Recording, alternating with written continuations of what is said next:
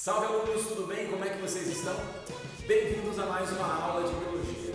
Nessa aula falaremos sobre os envoltórios da célula.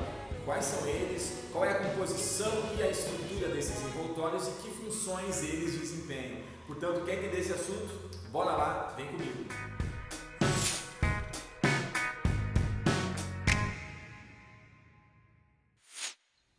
A célula é a unidade básica da vida.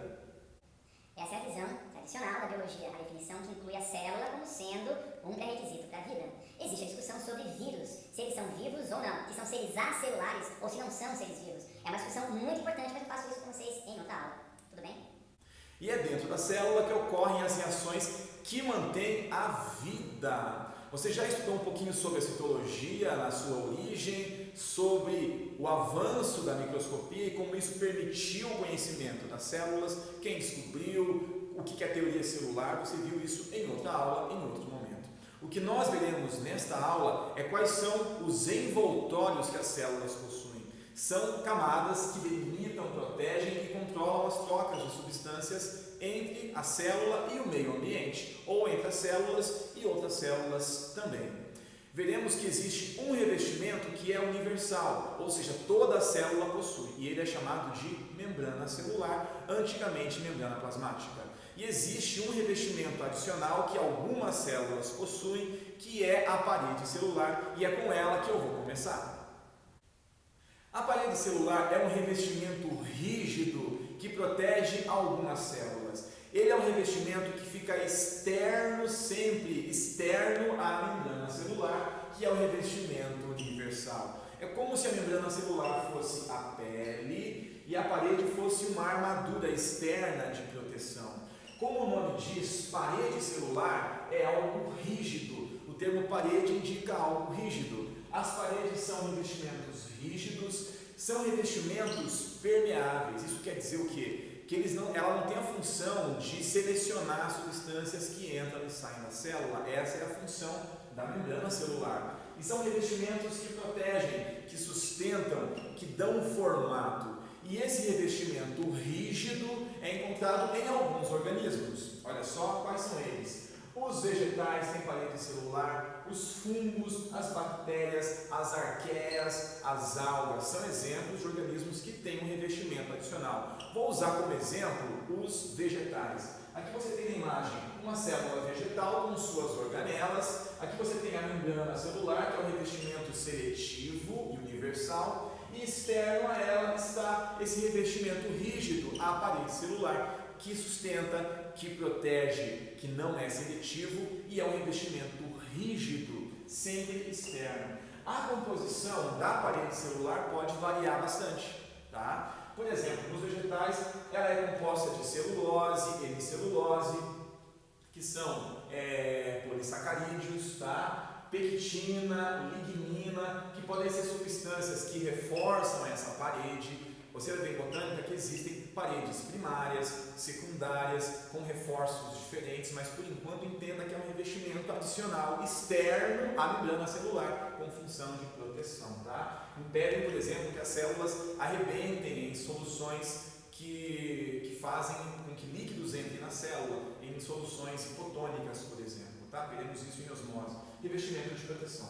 Nos fungos, a composição é outro polissacarídeo, nitrogenado, a quitina. Bactérias têm peptídeo, glicanos, que são aminoácidos conjugados a oligosacarídeos. As arqueias têm polissacarídeos, proteínas. As algas têm parede celular de celulose e outras composições, como por exemplo a sílica, que compõe a parede celular de algas diatomáceas. A questão é que em todos os casos esse revestimento ele é protetivo, rígido e não seletivo. Tudo bem? Professor, então se não é universal, quem não tem parede celular? Vamos lá então. Animais não têm parede celular, as nossas células, por exemplo, não têm esse revestimento adicional e os protozoários também não têm parede celular. Ok? Então entenda esse revestimento como sendo uma proteção adicional, um revestimento não universal, rígido, não seletivo, ok? Permeável e protetivo.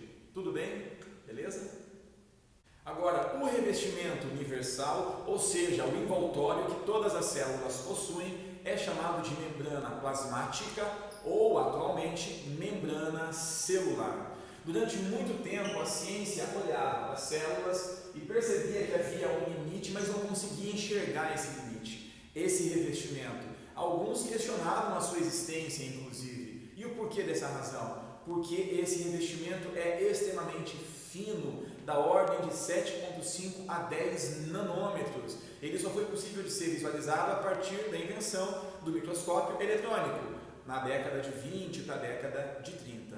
Mas é um revestimento que há muito tempo se estuda. A ciência percebeu ainda no século XIX que a composição desse revestimento era basicamente lipídica.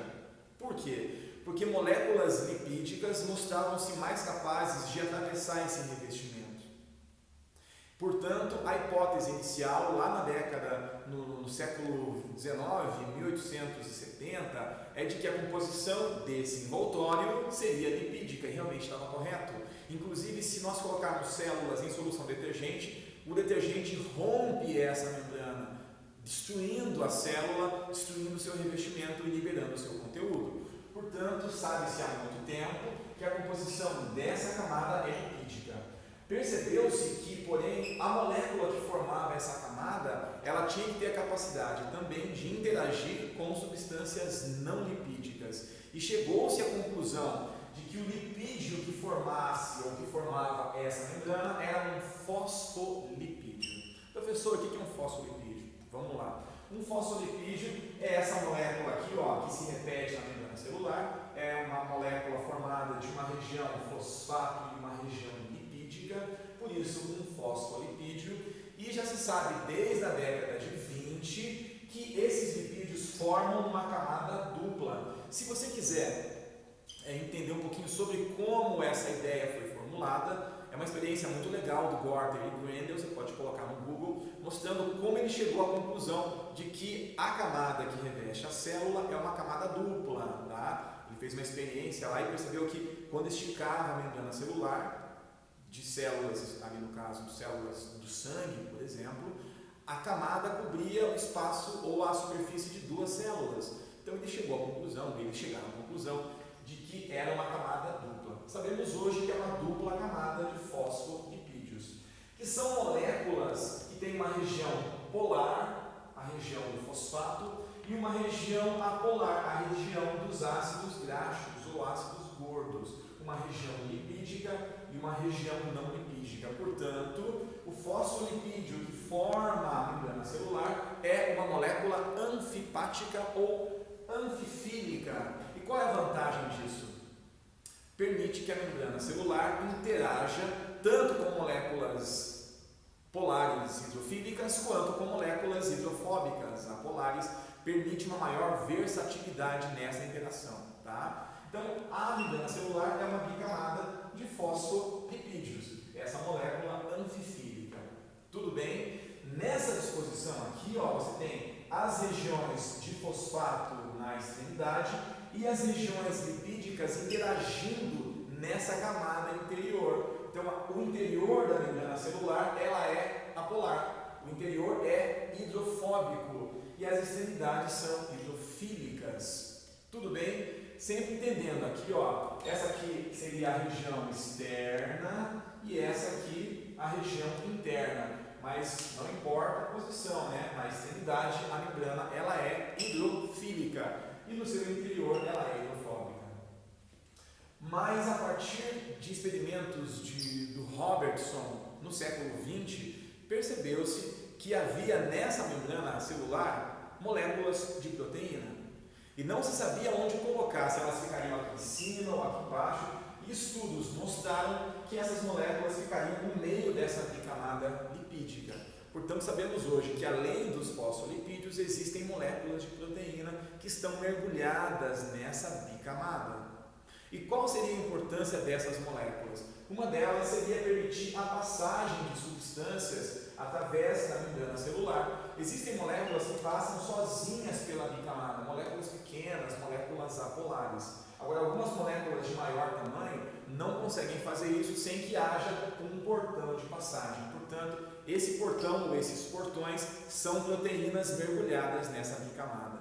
De modo que nós podemos dizer que a membrana celular ela é uma bicamada fosfolipoteica, porque ela é formada basicamente de fosfolipídios e proteínas.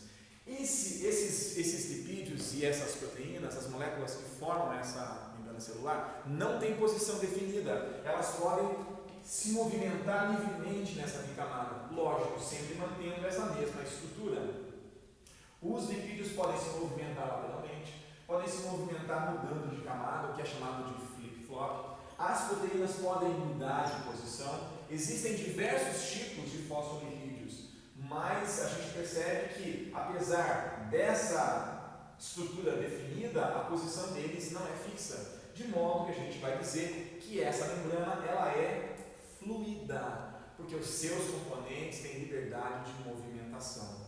E ao mesmo tempo, quando a gente olha para ela, a gente vê uma imagem de mosaico, uma imagem heterogênea.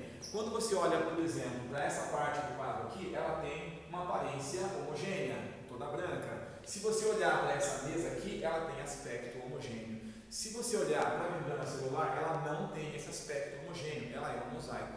Portanto, esse modelo, formulado por Singer e Nicholson em 72, é chamado de modelo do mosaico fluido, porque entende a membrana como sendo um mosaico de fosfolipídios e proteínas que tem liberdade de movimentação, ou seja, eles têm fluidez. Portanto, essa é a definição e a composição da membrana celular. Uma camada muito fina, uma camada flexível, uma camada fluida e semipermeável. E aqui está a principal função dela, de controlar o que entra e sai da célula. E quando ela tem uma composição que ao mesmo tempo é polar e apolar, ela tem a capacidade de interagir com uma diversidade enorme de moléculas. Tudo bem? E para você que quer saber um pouquinho mais, olha só, além dos fosfolipídios e das proteínas que formam a membrana celular, uma bicamada, existem em algumas células outras moléculas constituindo esse envoltório. Por exemplo, animais têm entre os lipídios moléculas de colesterol, que são esteroides, um tipo especial de lipídio também, que ajuda a modular a fluidez da membrana. Quando a célula tem mais moléculas esteroides aqui no meio, a fluidez diminui. E em algumas situações isso é importante. A questão é que algumas células têm colesterol. Plantas não têm isso daqui, tem outro tipo de esteroide, mas é uma molécula que também compõe a membrana celular.